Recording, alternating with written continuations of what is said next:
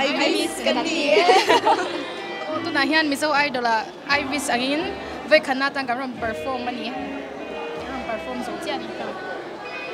Chuan kan performance te anwam kan tia mi puite anlo chaboka kan enjoy ke mani po nuam kan ti lituk. Tu na hian in kan voi khat perform na Mizo idol kam perform ni. Chuan Mizo idol kan debut stage angania heta kan perform the kan lom a Zonet chunga lom thu kan sei.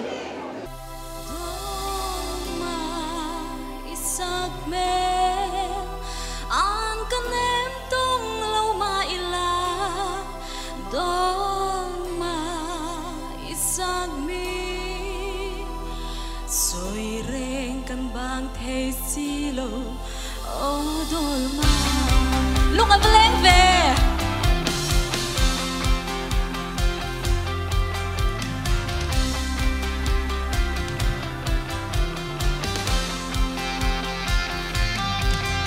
hôn vào lên thầm ra môi choan na ô choan về thế dung cần đoan nghe chút tin isak bel môi lệ an cần em tôn cần đoan nghe chặt ngài lâu rắm noa mà tay tir dòng ni ma la o lung run suy lung dòng ni lên nghe anh tin hian lâu ngài tim mơ suy lung tin lên con mây tu ran dòng o cái phal lâu che narang don về ni de dòng o hermana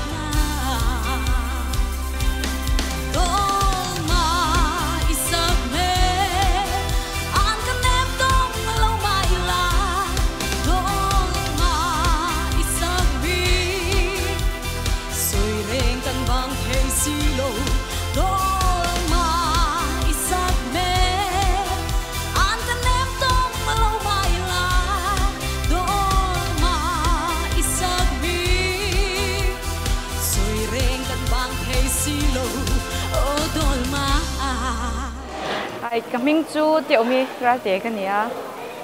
then cái hi là luôn xem mi mami cái này season 6 sa Mizo idol season 6 sa mi khá cái này Bạn nhỉ na? Nè, bạn đi na. Giờ này na Mizo idol season 7 na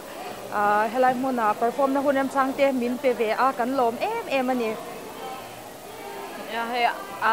cùng đăng cái mà ni sáng đi xong bari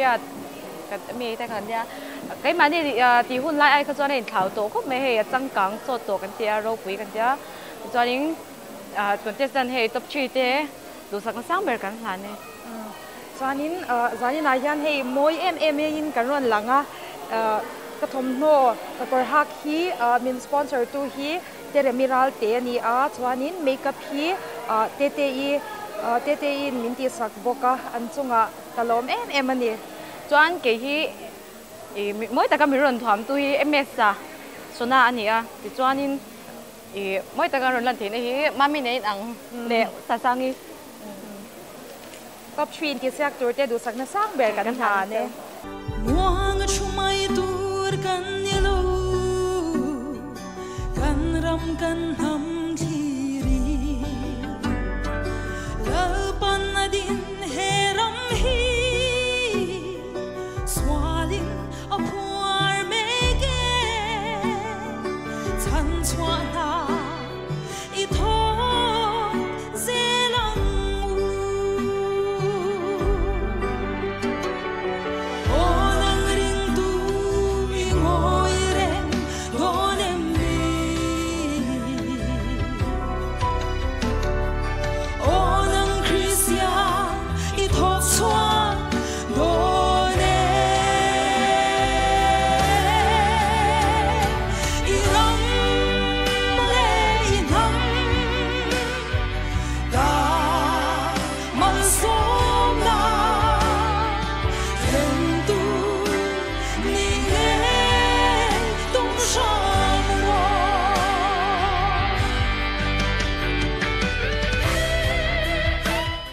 David lal choi sang a darlong hi March ni som pathum sang ni pathuma Kumarghat Hospital alo pianga apa chu pubiak thani in anu chu pikung pui ani a unaw pathum zinga ano pangber ani tuna hian Aizawl West College BA first semester azir me kani kan kho hi talana nia darlong kho ma saber pol nin tuna hian in som thuma tanga somli borvel chau kan homa kan kho mi te zon na ber chu huan le hlai ania kuwa le anna kan thar thina kan khwa hian darong tong kan mangdeu bera amai ro chu dulian tong e ro chu kan shedeu vek thlang buya in lozin ani pon in boy big lutuk lawang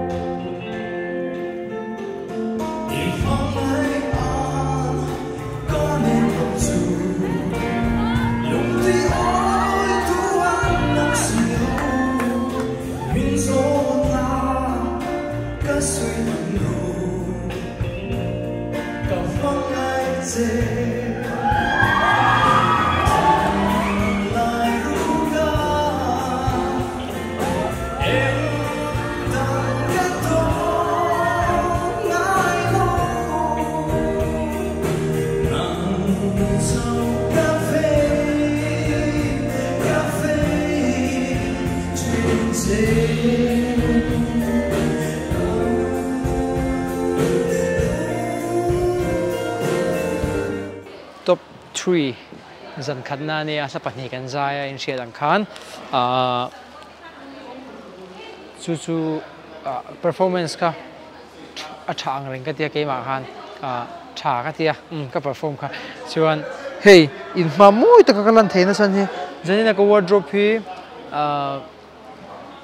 umoi te pa chuawin niron design saka hey chunga po ka lom em nal ka in tin ka confia chuan ka phei kok moi ta khi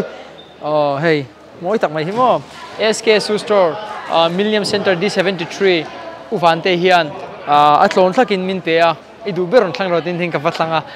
moi gen te mun ka confia lam de bo kha nuam ka ti pha chunga po ka lom em ma tin hey ka hair and makeup ka sam de Daisy Salon Zarkot Verash dor chunga soran oman manin lopan ve thau dona an thiamin he bonnu tukmol again events dona te hian pan thereng de ko thereng an nia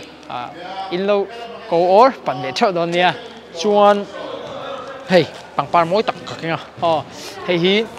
Aizawl Green Room ramhun veng lai uthardian hey contestant te miron pe chunga po ka lom em moi ka ti in tiang hi kala dong ngai lo sa chunga gin ka dam sa ka ka lom em in lo pan ve thau don nia any decoration ademo di thebe ka chun lo pan ve thau don nia chuan unau te he diang top 3 dim hun ka tlen theina chan chu ka thian wa le nang mani wa nia kha khamin lo shia sakula ka du boka kami support na tele trong trai puina te kha a thong de tu hai ka muchiak em ka chin chunga ka lom em tin mi lo tran tu zong zong dar long unau tele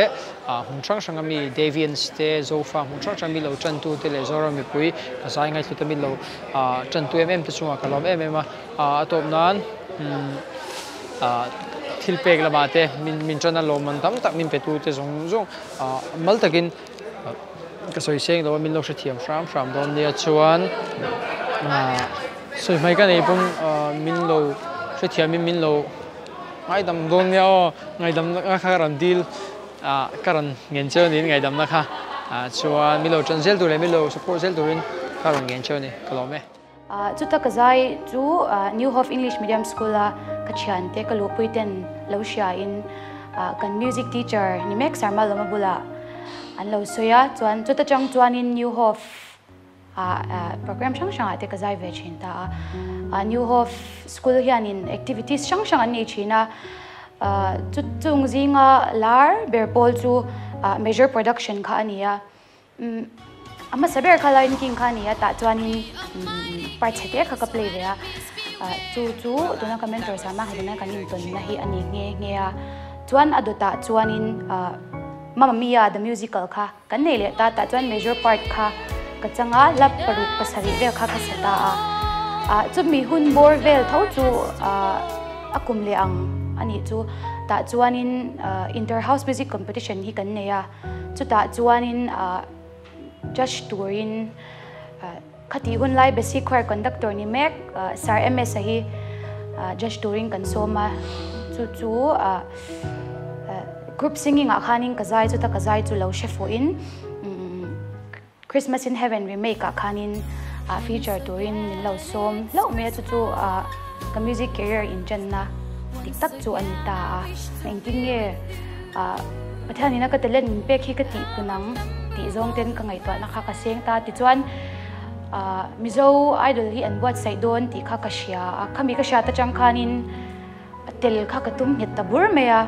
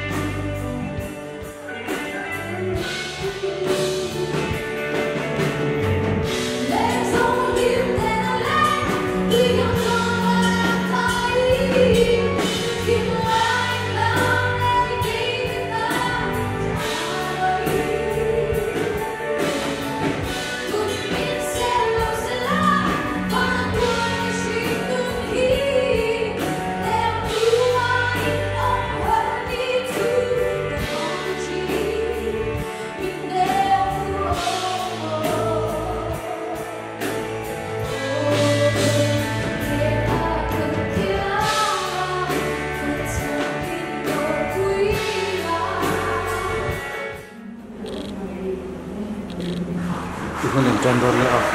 branding ka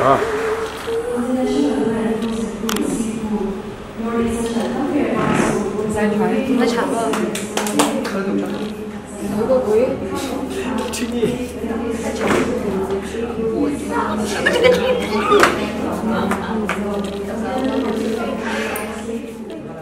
azai zo chi azai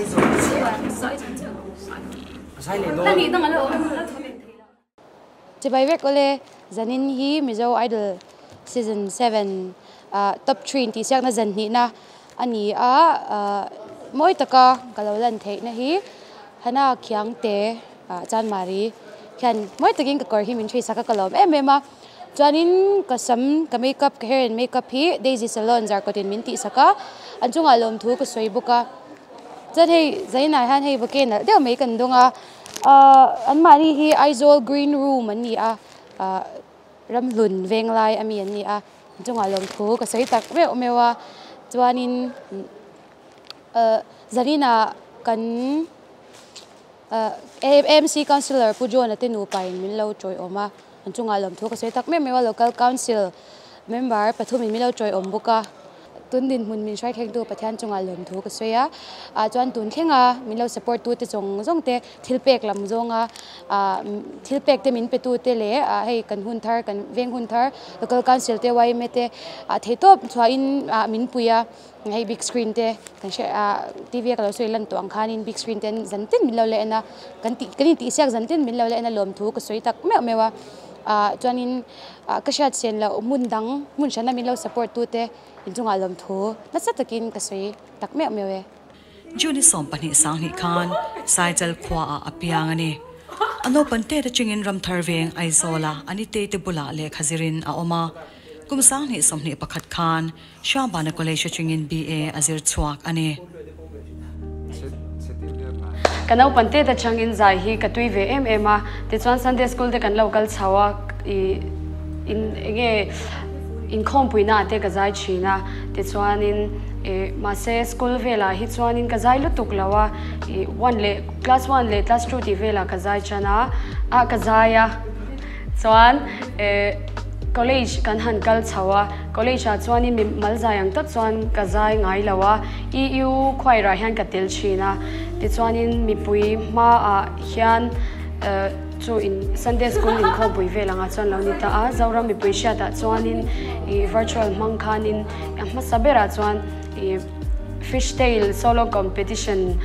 nikuma khanin katela chuta chuan in pahina din hun pathian zara ka hawa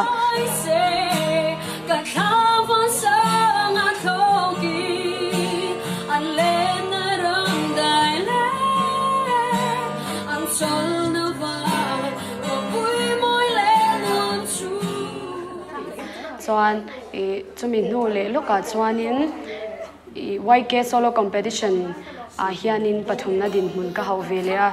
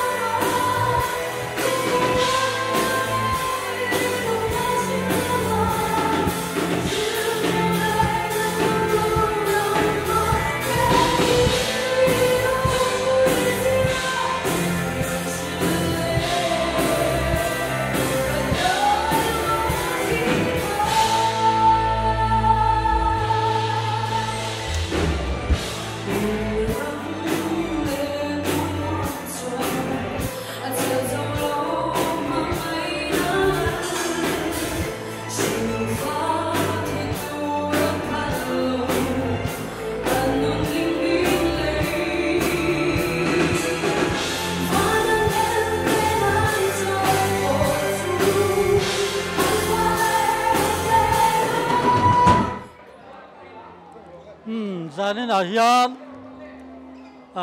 sai cha nula si vanal ro lu tu mi top 3 theng hi kan lo me ma ai zo la sai chal welfare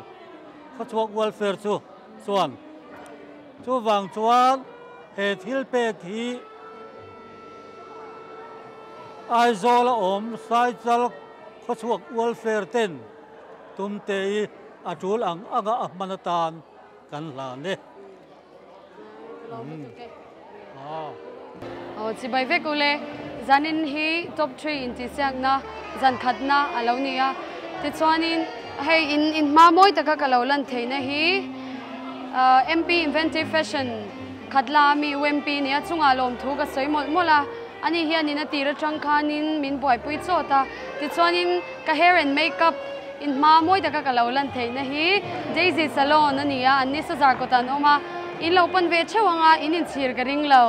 ti chuanin mun sang sanga mi lo chan tu te thin lung le ti tak sitin kalom em a chuan zanina hian big screen in mun lia mi lo en ti ka sha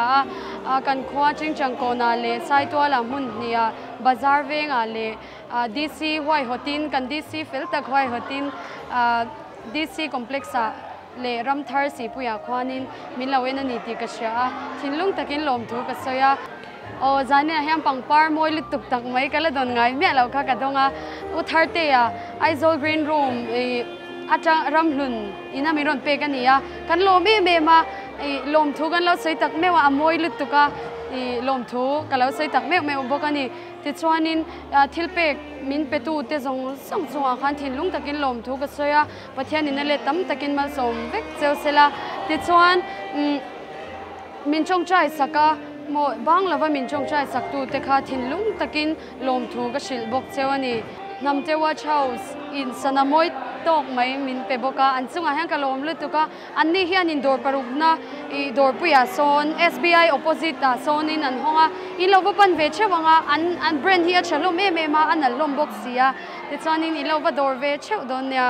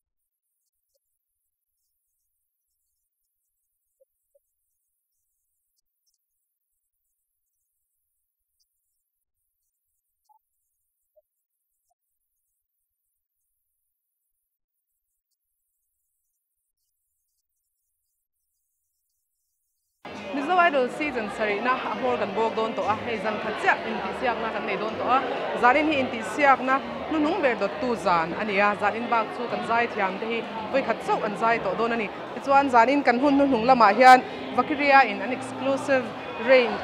line ami hei cornal AMM mai min ron thrui saka anal kop mai hi order ma ula om don to lo ania anung hian enula buttons te awa chuan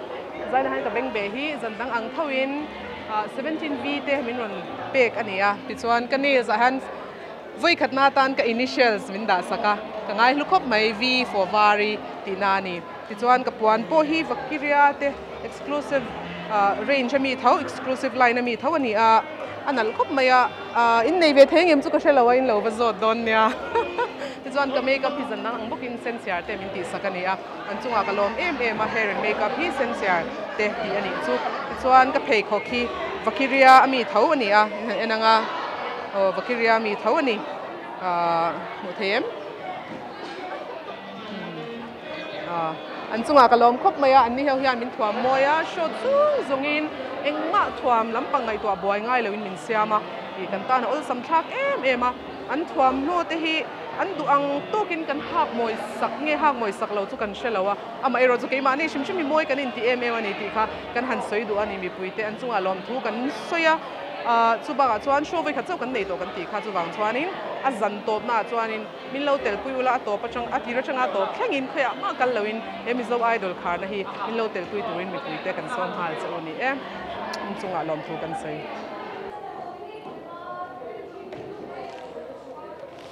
Khaile ti very good ila zanin chu zandang ang lo tak mai pang par mo na tuk mai karon kwa chwa ka hi top 3 te le host hi Aizol green room uthar te ram nun veng lai te miron pe kania amoi le me ka mutir phe chan he ui anwam ka tilu tuk pang par te kan dong khal ve siam mo chani ni uthar te ten min lo pe tin an ni han plans chang chang te buke ti vel te pe anzwara in lo pan ve cheu don nya te chuanin nail sa chang chanang zanin chu nail si ebi nail studio ani ti chuani ni ka bengbe hi zone notes ama jan ma sa ka lo soi to angin well chi te ani bengbe chadeu me a chajia ka soi fia thiam lo khang ang kha anzwara suk po inbol pui po inbol pui po da theilau gold silver anita cha ka soi le du bok chu he kangun hi in hu anga gold le silver anita ama hi silver anita ni chu chang gold plated anita gold thi lo tla po ni se silver a le don ta ni te hi man tlom te win Mizoram azwar chunan ni kya lang ti chuan ni tuna ka chi or lai te po hi kan lo ti langanga heng po hi in bol pui ngam fe kan ni te chuan in thim ma dai ang chi tla to lo tur ang chi product cha quality cha ka ti don nge tinge ka se khati ang chi khan ni Millennium Center B27 ani in ka sha chalo chuan zone notes te lo dor ve nge ula soi to angin perfume authentic tak anzwar boka diken te po an nei boka ni ti chuan ka kor engoro ka kor ma in ka mel moi taka meron chwa chin tu hi uma limi mar ani zanina min lo choi o ma kalom le ti chuan in ka kor hi vakiria te na min chui sak si ania an be moi thei me simple si nal si za si ya min chwa china an chunga po sarte te ute ite musang zaili te an chunga kalom me ti chuan hi